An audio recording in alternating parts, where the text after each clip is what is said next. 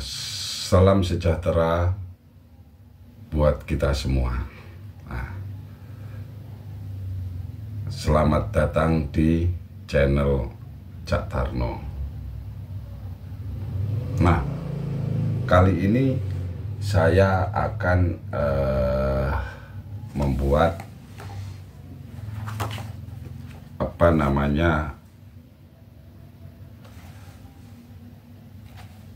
kita akan bercerita dari buku Leo Tolstoy.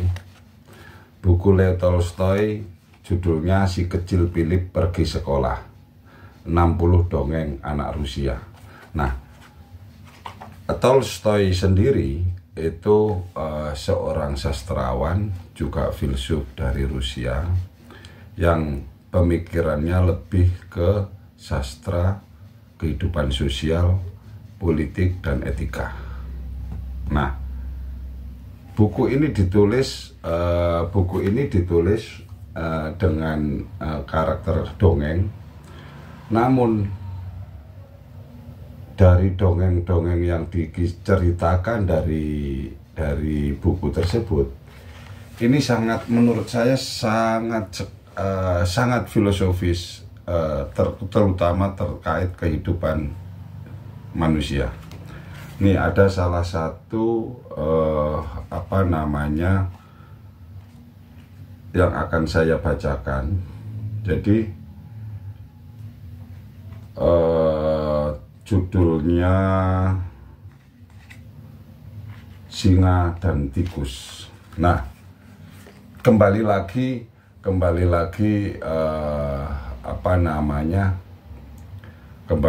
pada membaca buku. Membaca buku bagi saya adalah bukan semata apa yang ada di dalam isi buku tersebut, tetapi bagaimana buku itu dapat saya baca, kemudian bagaimana isi dalam buku itu dapat saya refleksikan di dalam kehidupan sehari-hari. Nah, suatu contoh ini ya, ini ada cerita tentang singa dan tikus. Akan saya bacakan. Seekor singa sedang tidur ketika seekor tikus berlari melewati badan singa. Lalu singa itu terbangun dan menangkapnya. Kemudian tikus itu memohon-mohon agar singa melepaskan dia dengan berjanji, "Kalau kamu melepaskan saya akan berbuat kebaikan kepadamu," dia bilang begitu. Kemudian singa pun tertawa geli mendengar tikus berjanji akan berbuat baik padanya. Lalu karena kasihan, ia melepaskan tikus itu. Suatu hari pemburu menangkap singa dan mengikatnya dengan tali pada sebuah pohon. Kemudian si tikus mendengar singa mengaum kesakitan. Ia berlari mendatanginya dan menggigiti tali seraya berkata, "Kamu ingat, dulu kamu tertawa dan tidak berpikir bahwa saya bisa berbuat baik padamu. Dan sekarang kamu lihat, seekor tikus pun bisa berbuat kebaikan kepadamu." Nah, artinya begini. Di mana tikus dan singa ini sesuatu perbandingan yang sangat timpang sekali.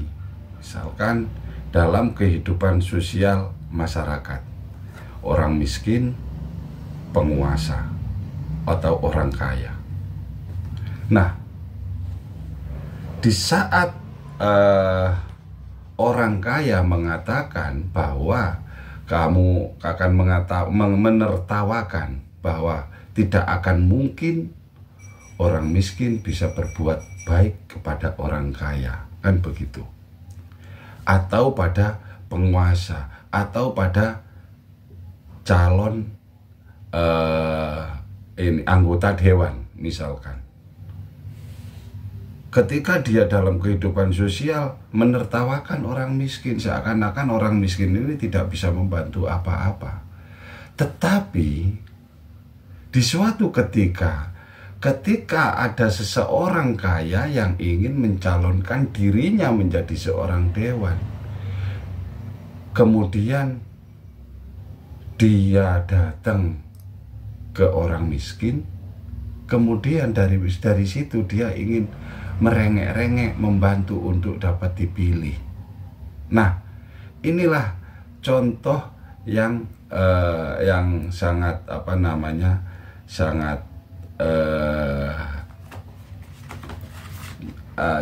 contoh yang sangat baik, misalkan apalagi ini sudah hari-hari politik. Nah, artinya jangan terlalu yang berkuasa, yang kaya, jangan merasa dirinya tidak membutuhkan orang miskin. Dari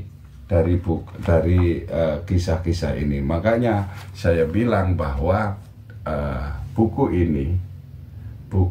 kecil ini memang ceritanya sangat sederhana, tetapi ketika bagaimana si pembaca itu dapat merefleksikan dari sebuah bacaan, lalu bagaimana ini pembaca juga dapat menangkap sebuah persoalan sosial, politik, budaya, atau etika di dalam kehidupan sosial.